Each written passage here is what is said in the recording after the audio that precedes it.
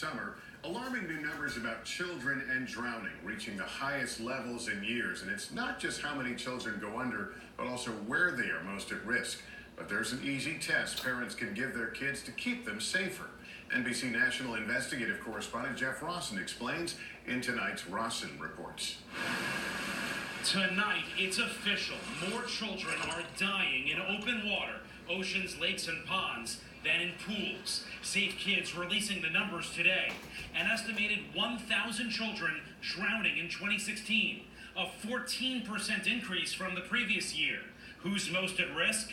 Boys, making up 8 in 10 fatal drownings. So how can you protect your children? We're about to show you. This is Wyatt Warner from the American Lifeguard Association. Thank you for being here. Hey, no problem. Happy to be here. This is your friend's son. This is my 9-year-old neighbor, Keelan. There's an important test that all families can give their kids 5 steps to see that they're confident in the water. All right, so what are they? Tip number 1. Number 1 is Keelan's going to run, jump in the water. Go for it. Jump in over his head. He's going to come back to the surface. Okay, so you just want to make sure they can get in over their head and come back up. That's right. He needs to come. It's a controlled ascent and descent. Okay. That way we know that they have that capability. Tip number 2.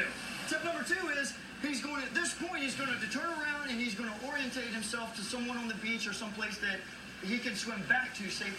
Tip number 3. Tip number 3 is he wants to tread water or float on the surface and show confidence that he can do that. So how long do you want a child to do that for, to show you? Well, a confident manner is about 30 seconds to 60 seconds, about a minute. Okay, what's number 4? Tip number 4 is you want to make sure that they can swim in a forward motion with their head up, breathing. So not just underwater, you want to make sure they can swim like this. Absolutely. Number 5. Number 5 is make their way to the shoreline and get out on their own safety. Keelan does it. Question is, can your child pass the test?